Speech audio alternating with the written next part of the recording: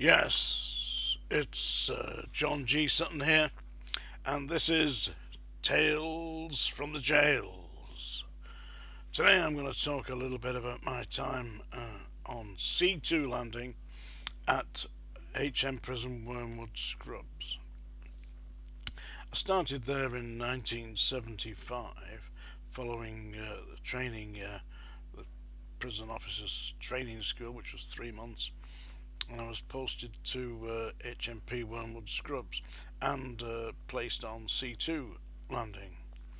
And now, those of you who are familiar with prisons will no doubt know that Wormwood Scrubs C2 landing was, in the 1970s, the single biggest prison landing in Europe. The landing itself had 88 cells, I believe, and there was a total of slightly over 200 prisoners. 200 prisoners on one landing, yeah? The landing was staffed by 5 staff, 4 staff, each had a quarter each, like a quarter of the cells, and there was an officer in the central office, yeah, who handled all the applications and mail and stuff like that, whilst the other 4 officers unlocked them, slopped them out, banged them up, all the rest of it. Now, there were various inmates on the landing, and we had certain cells that were designated Category A cells.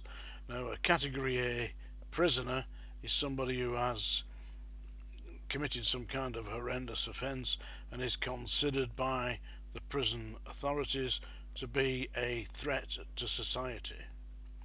Now, whilst I was there, onto C2 landing came one of the most notorious prisoners that we've seen for some time.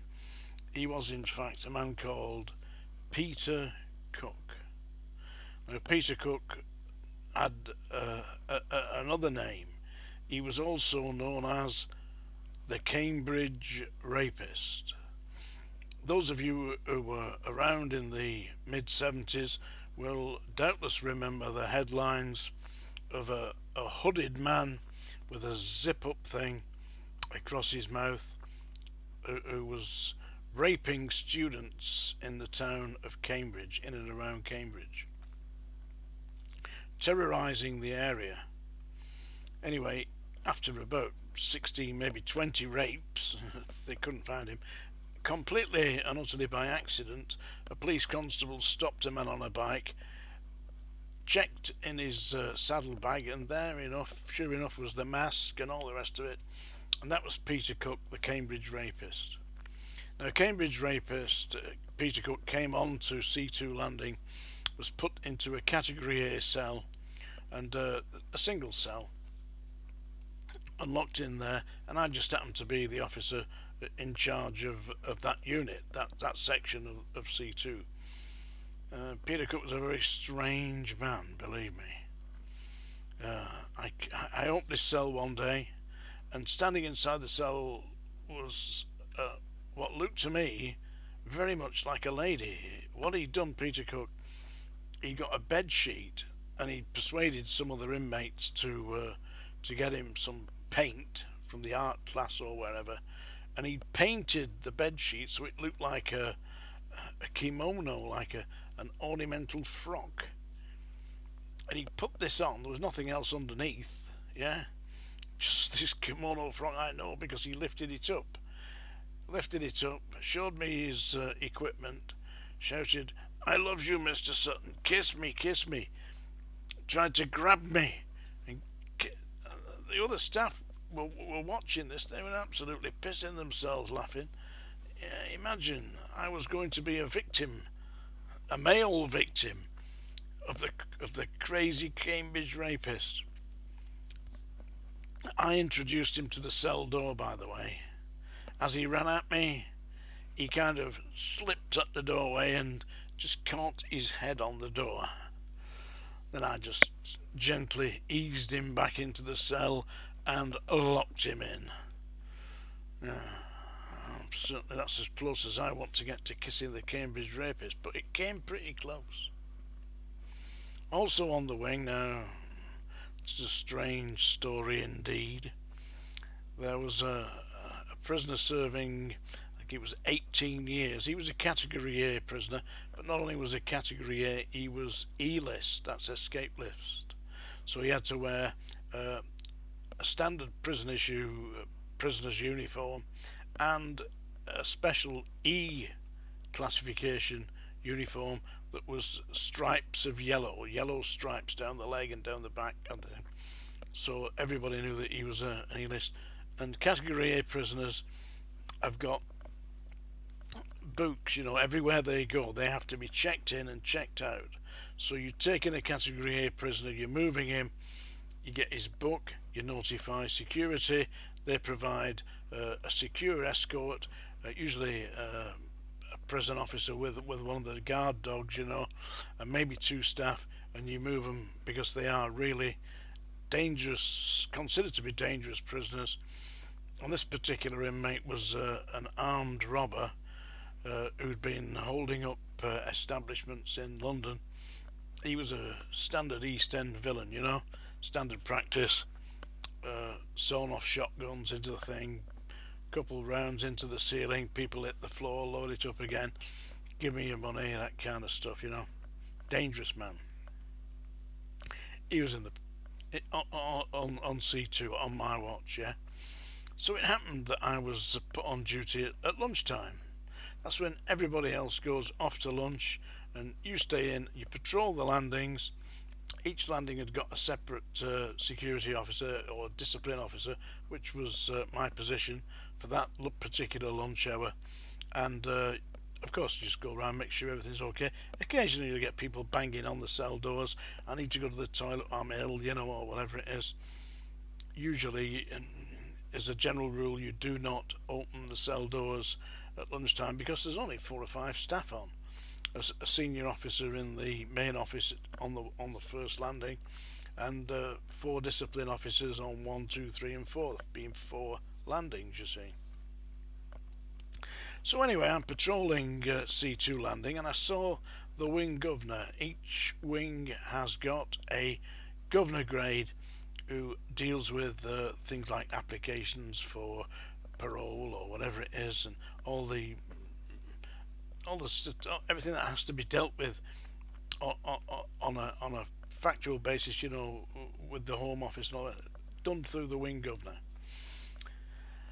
I saw the wing governor came along the first landing, came up the stairs onto C2 landing, which is my landing. Yeah, normally you would go up and say, "Officer, I'm here," None of that. Went straight along to the Category A inmates cell. Category A E-list. Opened him up because the governor has got keys, Opened the cell up, took the inmate out. Now I'm up right at the top of the wing. I can't do anything about it. I'm about 50 yards away watching this, yeah. So I made my way down, and I said to the governor, "Can you tell me where you're going? This is a Category A prisoner." "It's got nothing to do with you, officer. I'm dealing with this. Leave it with me." I said, "No, it's a Category A escape list prisoner. It can't be moved. It's locked down. It's lunchtime. I've told you, mind your own business. I'm the governor in charge of this wing." And off he took this inmate off C2 landing, down onto the first landing and the end of the wing where it was his office, took him into his office. So I immediately telephoned the duty officer down below, the man in charge of the wing while it was lunchtime, and told him what had happened. He said, "There's nothing you can do about this." I said, he may be the governor. I said, "But this is completely and utterly against protocol." "Yes," he said, "but we're doing nothing about it. He's the governor. Leave it alone." All right, leave it alone, yeah. So it just so happens that once or twice that week I happened to be put on duty at lunchtime in charge of C2 landing, and on a number of occasions, at least 2, maybe 3 occasions, the governor came out of his office at the end of C1 landing onto C2 landing, unlocked the same inmate, took him down into his office at the end of C1 Langdon, and he was there perhaps 15-20 minutes, brought him back, put him in his cell.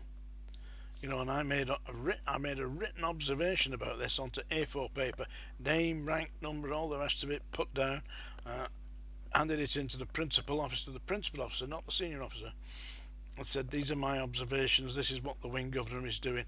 Same script. The principal officer says, it's got nothing to do with you, he's the wing governor, he'll do what he wants. I said, there are certain rules pertaining to category A prisoners and escape lift prisoners, and the governor isn't following them. Alright, forget about it, just get on with your duty, just get on with my duty, alright. So it transpired about a week later that I was doing a duty in the censor's office. Now, the censor's office, you may as an individual agree or disagree with mail coming in and out being censored and read by prison officers, but there are certain reasons for this. I mean, you can imagine if you're in prison and you want to get out, you might write a letter if nobody was checking it and say something like, on Friday, you know, I'd like you to climb over the wall at the back, I'm on C2 landing, and you know, if you're coming through the back, you know, you can let me out of cell such and such a thing, and I'll come over the wall with you, you know, stuff like that. So you've got to check the letters. But it's what you're reading the letters to make sure that there's no plans for escape, etc. I mean, I'm not bothered about Aunt Edie going to meet Uncle Bill in Margate. Who cares about stuff like that? I'm not bothered about that. I'm bothered about, as a prison officer, is my safety going to be compromised by somebody flying a helicopter in, you know, or whatever. So that's why the censorship on the mail coming in and out of prison. Now, each inmate has got a letter sheet, you know, so that when letters come in and letters go out, they're noted on the letter sheets, yeah? And it's a standard rule that you cannot send a letter in to an inmate unsolicited. You can only write into an inmate if the inmate has already written out to you. So you can only reply. You can't initiate. Alright? Now, I'm sat in there's about 5 of us in the censor's office. It's a big wing, you know. C wing at the Scrubs at the time, it probably held about 600 prisoners, maybe 500 prisoners, but certainly 200 on C2, as I previously explained. So right, I get a letter, a really nice letter, this, open it up.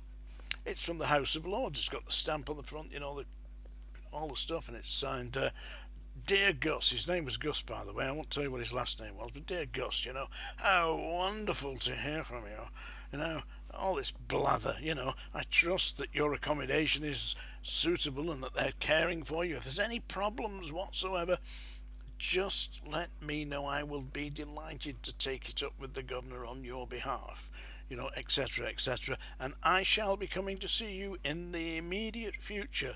So in the meantime, any problems, let me know. Best wishes, Lord such and such a body, whoever it was, I forgot. All right. So stamped it, countersigned it that I'd done it, you know, folded it up, put it back in its envelope, got his letter sheet down. Now the category A letter sheets, category A E-lists, specially noted, went through things. Hang on, this letter is unsolicited. It has not. This inmate has not written out to Lord such and such a body at the House of Lords, no. Yet this man has said, thank you for your letter of such and such a date. It's great to hear from you, Gus, you know. Hang on, where's he? How's this happening? Bing. I know what to do, because I knew Gus, you see. I mean, he was on my landing. So I didn't take the letter with me. I left that in the censor's office, said to the officer in charge of the censor's office, I'll be back in about 15 minutes, 10-15 minutes. I'm going to see an inmate about a letter.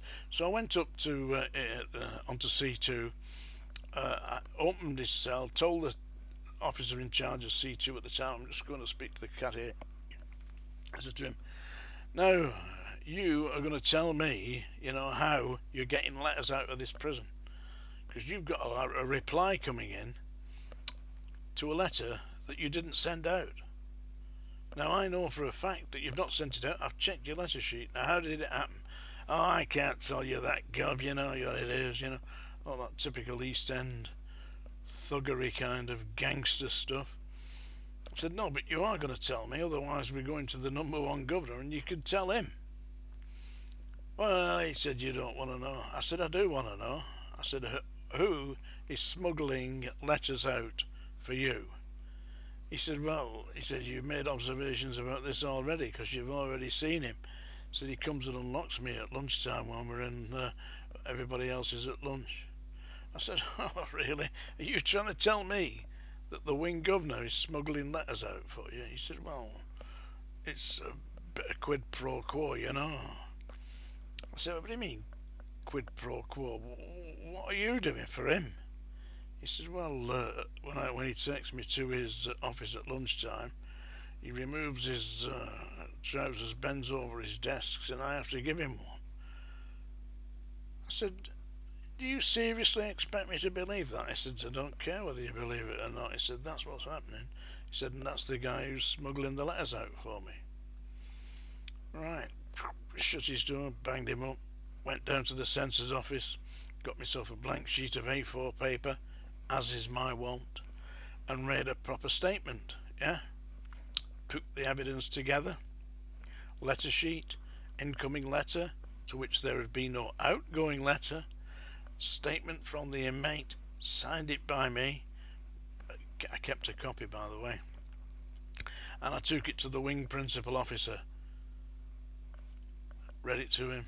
He said, not again. I said, listen, I'm doing my job here.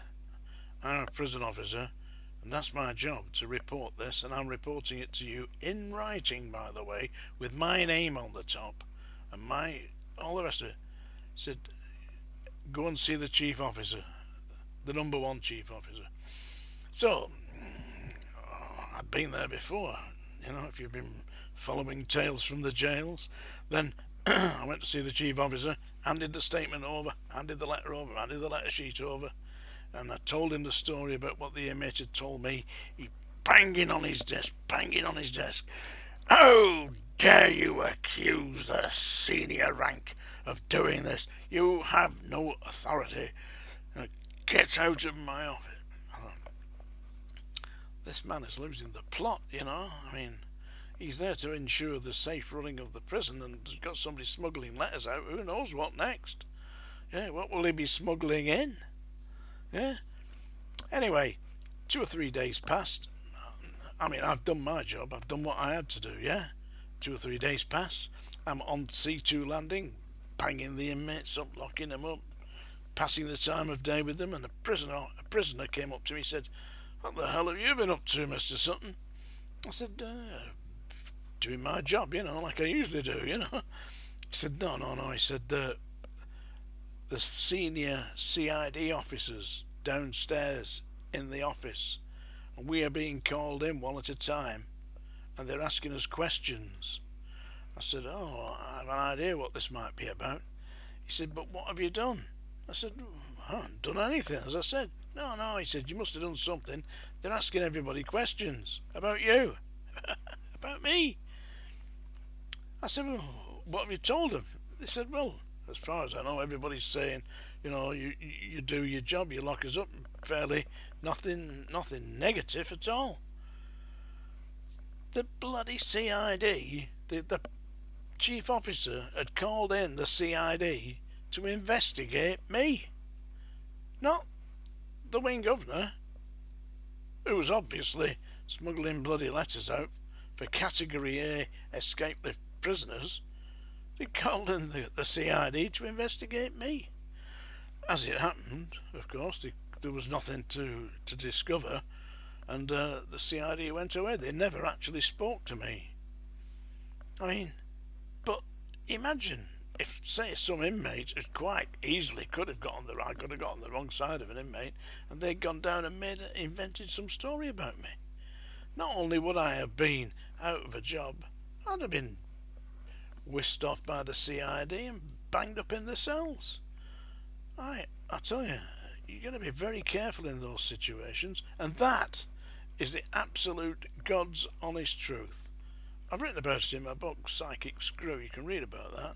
if you want. It's on Amazon. Not trying to sell you a book, but that's the truth. Tales from the Jails. Thank you very much.